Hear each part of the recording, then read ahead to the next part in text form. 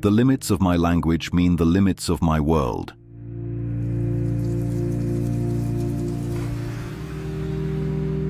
Quick question. How much of what you say in conversations is designed to get something you want versus honestly expressing what you think or feel? If you're honest, you'll realize that most of your communication is strategic rather than authentic. You choose words to create impressions, manage relationships, avoid conflict, gain advantages, or manipulate outcomes rather than simply sharing your genuine thoughts and experiences. But here's what's really disturbing. This isn't just something you do consciously when you're trying to be persuasive or manipulative. It's how language itself works. And Austrian philosopher Ludwig Wittgenstein proved that what you think of as innocent communication is actually a complex system of power games disguised as neutral information exchange. Right now, you probably think language is a tool for describing reality. You have thoughts and experiences, and you use words to communicate those internal states to other people. Communication seems like the transmission of information from one mind to another through the neutral medium of language. But Wittgenstein discovered something that will change how you understand every conversation you have. Language doesn't describe reality, it creates reality. And every time you speak, you're not just sharing information, you're playing games with power, identity, and social control. Think about your last conversation with someone about a controversial topic. Were you both trying to discover truth together through rational exchange of information? Or were you both trying to win, to prove your position, to make the other person agree with you, or to avoid looking stupid or uninformed? Most likely the latter. What you experienced as discussion was actually a competitive language game where both players were using words as weapons to achieve social victories rather than as tools to explore ideas collaboratively.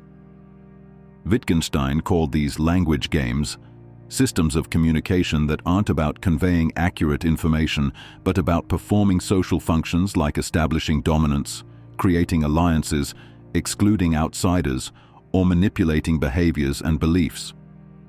Every conversation you have operates according to unspoken rules about who can say what, how different statements are interpreted, what responses are expected, and what social functions the exchange is supposed to serve. You think you're just talking, but you're actually playing complex psychological games that serve institutional and social interests while disguising themselves as neutral communication. The most disturbing part? You've been playing these games for so long that you've forgotten they're games. You think the rules of communication are natural facts about how language works, rather than constructed systems that benefit some people more than others. Your natural way of speaking, thinking, and understanding the world has been programmed by language games that you never consciously chose to play. Part 2. The games within games. How every conversation has hidden rules. Here's where Wittgenstein gets really uncomfortable. Every conversation is actually multiple conversations happening simultaneously.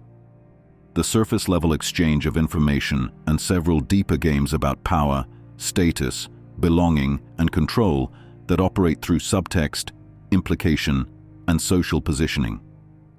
Think about a simple workplace conversation. How's that project coming along? Seems like a straightforward request for information, but it might actually be a status assertion. I have the right to ask about your work. A performance evaluation, your answer will be judged. A relationship negotiation, how we talk establishes our professional dynamic. Or a power display, I can interrupt your work to demand updates. The person asking isn't just seeking information, they're establishing their position in the workplace hierarchy, their right to your attention, and their authority to evaluate your performance.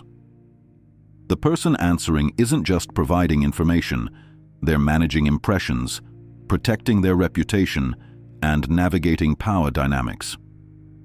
Neither person is necessarily conscious of these deeper games, but both are playing them automatically according to social rules they've internalized through years of workplace interactions.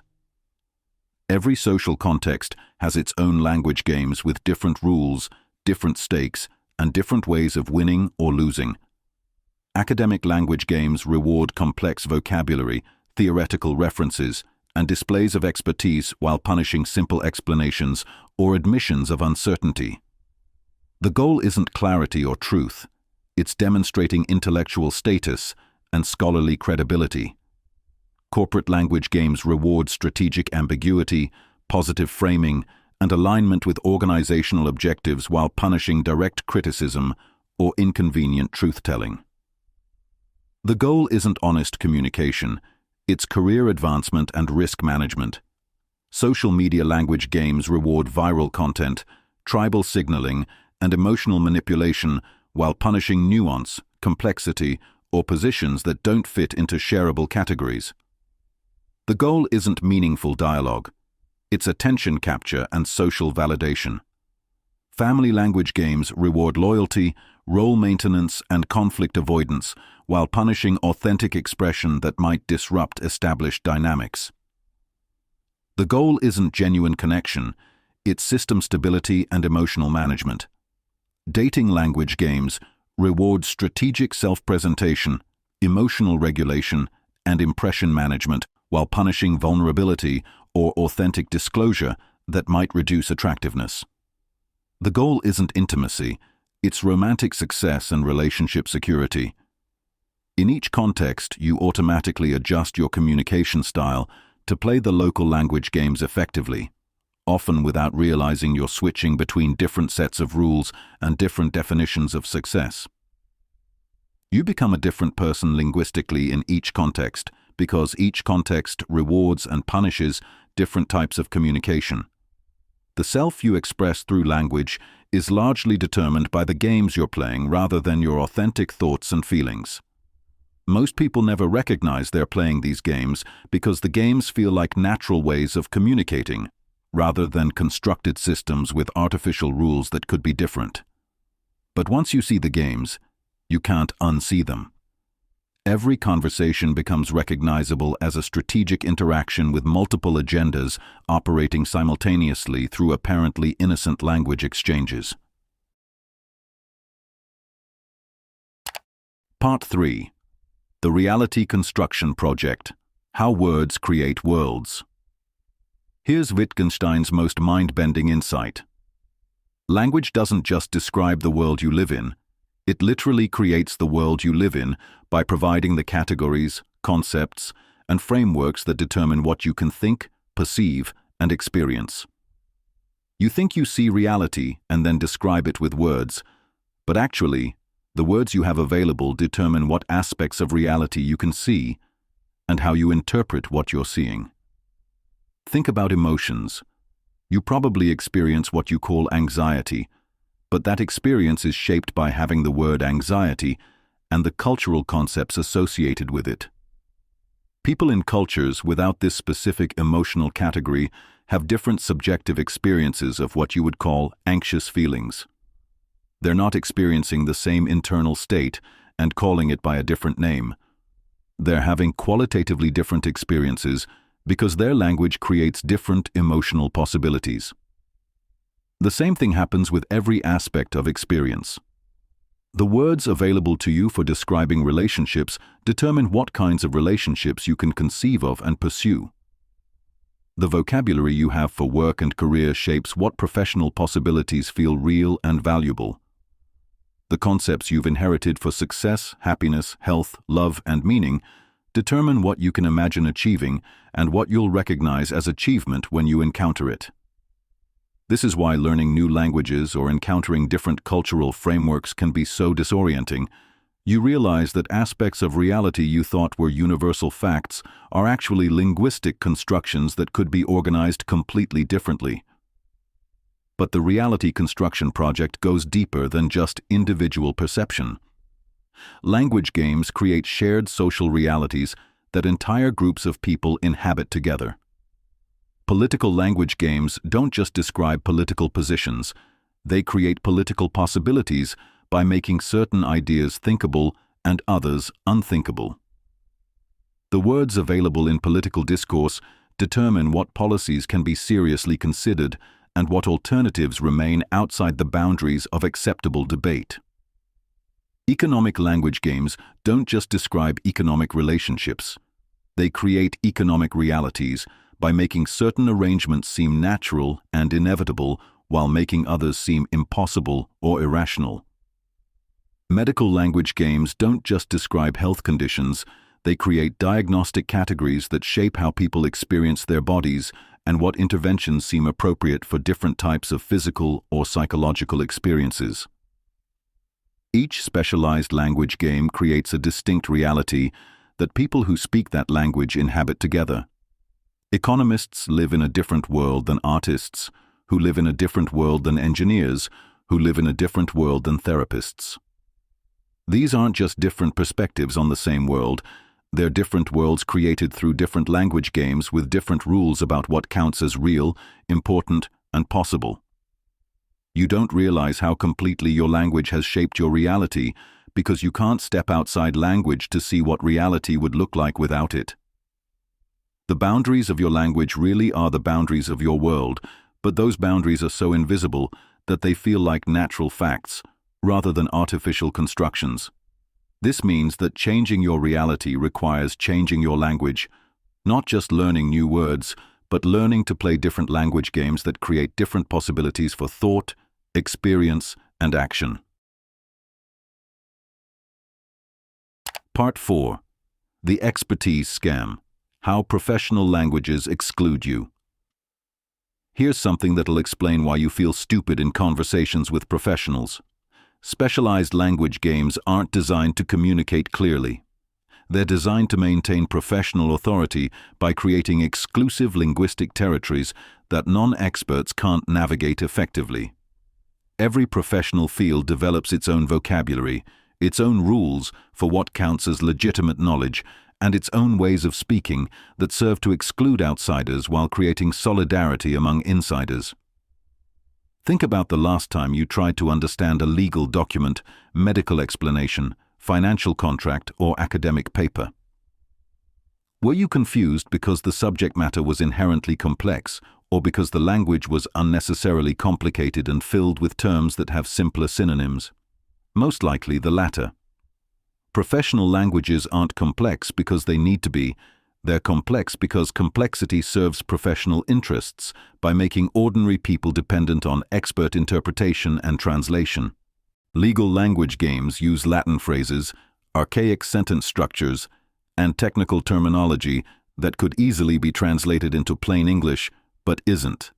Because linguistic complexity maintains the legal profession's gatekeeping function and justifies high fees for services that might seem less valuable if expressed in accessible language. Medical language games use diagnostic categories, anatomical terminology, and treatment protocols that often obscure rather than clarify what's happening to your body and what interventions are being proposed, maintaining medical authority by making patients dependent on professional interpretation of their own experiences. Academic language games use theoretical jargon, complex sentence structures, and abstract concepts that often make simple ideas sound sophisticated and sophisticated ideas incomprehensible, maintaining scholarly status through linguistic performance rather than clear communication. Financial language games use technical terminology, mathematical models, and regulatory language that make basic economic relationships seem complex and require professional management, maintaining the financial industry's role as intermediary in transactions that people could often handle independently. Therapeutic language games use diagnostic categories, treatment modalities, and psychological theories that reframe normal human experiences as conditions requiring professional intervention, maintaining the mental health industry's expansion into areas of life that people previously managed through personal and social resources. The expertise scam isn't that professionals don't have valuable knowledge. Many do. It's that professional languages are designed to make that knowledge seem more mysterious, complex, and inaccessible than it needs to be. This linguistic gatekeeping serves several functions. It justifies professional fees, maintains professional status, creates dependency relationships, and prevents people from understanding their own situations well enough to make independent decisions. You're not stupid for being confused by professional language. You're being deliberately excluded from understanding that could threaten professional authority and economic interests. The professionals who genuinely want to help you will translate their expertise into language you can understand and use. The professionals who want to maintain their authority over you will hide their knowledge behind linguistic complexity that makes you dependent on their interpretation and intervention. Learning to recognize expertise scams in language can help you distinguish between professionals who are genuinely serving your interests and those who are serving their own interests at your expense. Part 5. The Tribal Signaling System: How You Prove Belonging Through Speech. Here's where language games get really tribal. Most of your communication isn't about exchanging information or solving problems. It's about proving that you belong to the right groups and hold the right beliefs to maintain your social identity and avoid exclusion. Every social group develops its own linguistic markers, specific words, phrases, references, and speaking styles that signal membership while excluding outsiders. You learn to speak these tribal languages not because they communicate more effectively, but because they prove your loyalty and secure your belonging. Think about political conversations. Are you really trying to understand complex policy issues and their implications? Or are you trying to demonstrate that you hold the correct political positions to maintain your standing in your social and professional circles? Most political language is tribal signaling disguised as policy discussion. You use the right words to prove you're on the right team, avoid the wrong words that might suggest disloyalty, and engage in ritualistic exchanges that reinforce group solidarity rather than explore actual solutions to social problems. Progressive tribal language uses specific terminology, moral frameworks, and cultural references that signal commitment to social justice values while excluding people who don't fluently speak the current version of activist vocabulary. Conservative tribal language uses different terminology, moral frameworks, and cultural references that signal commitment to traditional values while excluding people who don't share conservative assumptions about social organization. Corporate tribal language uses business buzzwords, strategic frameworks, and success metrics that signal professional competence while excluding people who don't understand current management and marketing terminology. Academic tribal language uses theoretical concepts, methodological approaches, and scholarly references that signal intellectual sophistication while excluding people without formal education in specific fields. Spiritual tribal language uses metaphysical concepts, therapeutic terminology, and consciousness frameworks that signal enlightenment or personal development while excluding people who don't share New Age or wellness assumptions. Each tribal language creates an in-group of people who can speak fluently and an out-group of people who can't. This linguistic exclusion is often more effective than explicit discrimination because it operates through apparently neutral communication standards rather than obvious prejudice. You probably switch between several tribal languages throughout your day, adjusting your vocabulary and speaking style to signal appropriate belonging in different social contexts. At work, you speak corporate. With friends, you speak your social group's dialect. Online, you speak whatever tribal language is expected in each platform or community. This constant linguistic code switching requires enormous mental energy and creates psychological fragmentation because you're performing different identities through language rather than expressing a coherent, authentic self. The most insidious aspect of tribal signaling is that it prevents genuine communication even within groups. You can't express doubt, ask basic questions, or explore alternative perspectives without risking your tribal membership, so conversations become echo chambers that reinforce existing beliefs rather than spaces for genuine inquiry or development. Learning to recognize tribal signaling can help you distinguish between conversations that are about exploring ideas and conversations that are about performing group membership, and choose which type of communication serves your authentic interests rather than just your social security. Part 6. The Manipulation Techniques: Hiding in Plain Sight. Here's where Wittgenstein's insights become practically urgent. Once you understand that language games are about power rather than information, you can start recognizing the specific techniques people use to manipulate your thoughts, emotions, and behaviors through seemingly innocent communication. These manipulation techniques operate below conscious awareness because they're disguised as normal conversation, reasonable arguments, or helpful information sharing. But they're actually sophisticated psychological tools designed to override your critical thinking and independent judgment. Presupposition manipulation embeds assumptions in questions or statements that you have to accept in order to respond, limiting your possible answers to options that serve the manipulator's agenda. When did you stop being so defensive? Presupposes that you were defensive and forces you to either accept that characterization or seem more defensive by rejecting it. Frame control determines how situations are interpreted by providing the conceptual framework for understanding what's happening. Calling criticism feedback, layoffs, right-sizing, or surveillance security shapes how you think about these experiences and what responses seem appropriate. Emotional hijacking uses language designed to trigger strong emotional responses that bypass rational evaluation. Fear-based language makes you more likely to accept solutions you wouldn't rationally choose. Guilt-based language makes you more likely to comply with requests you would normally refuse. Authority positioning uses language that establishes the speaker as an expert or legitimate authority whose statements should be accepted without independent verification. Studies show, experts agree, or science proves often introduce claims that aren't actually supported by legitimate research. Social pressure language creates artificial urgency or social consequences to prevent you from taking time to evaluate claims or decisions independently. Everyone is doing this. Limited time offer, or you'll regret missing this opportunity, are designed to rush you into compliance. Complexity obscuration uses unnecessarily complicated language to make simple ideas seem sophisticated and prevent you from recognizing that you're being offered something you don't need or that doesn't serve your interests. Benefit reframing presents disadvantages as advantages or costs as benefits through creative language use. Flexible work arrangements might mean unstable employment. Right-sizing might mean layoffs. Investment opportunities might mean speculative risks.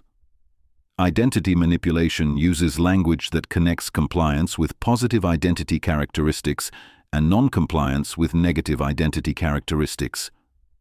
Smart people understand, successful individuals recognize, or anyone who cares about X would Y, makes rejecting the proposition feel like admitting you're stupid, unsuccessful, or uncaring. These techniques are everywhere in advertising, political rhetoric, workplace communication, relationship interactions, and social media content. They're so pervasive that most people don't recognize them as manipulation techniques rather than normal communication. Learning to spot these patterns can help you maintain independent judgment in conversations and media consumption rather than being unconsciously influenced by linguistic manipulation designed to serve others' interests at your expense. The goal isn't to become paranoid about all communication, but to develop enough awareness of these techniques that you can recognize when they're being used and choose whether to be influenced by them. Part 7. Escaping the Language Prison, Thinking Beyond Words. After all this analysis of language games, tribal signaling, and communication manipulation, you're probably wondering, so how do I communicate authentically? How do I think my own thoughts instead of thoughts programmed by language games I never chose to play? Wittgenstein's answer is both liberating and challenging. You start by recognizing that you can't escape language entirely, but you can become conscious of the games you're playing and choose which games serve your authentic development versus which games serve others' interests. First, develop language game awareness, the ability to recognize which type of communication is happening in any given interaction. Ask yourself, what game is being played here? What are the real objectives? What rules are operating? What would winning or losing look like? This awareness allows you to choose your level of participation rather than automatically playing games you didn't realize you were playing. Second, practice linguistic archaeology, tracing the origins and interests served by common words, phrases, and concepts you use automatically. Where did this way of speaking come from? Who benefits when people think in these terms? What alternatives might exist? This helps you recognize when you're thinking through language that serves institutional interests rather than your authentic understanding. Third, experiment with language mixing, deliberately combining vocabulary and concepts from different fields, cultures, or contexts to create new possibilities for thought and expression. This can help you escape the limitations of any single language game while discovering new ways to understand your experience. Fourth, cultivate direct experience practices, activities that connect you to reality without language mediation. Art, music, physical movement, meditation, or time in nature can help you access aspects of experience that language games might obscure or distort.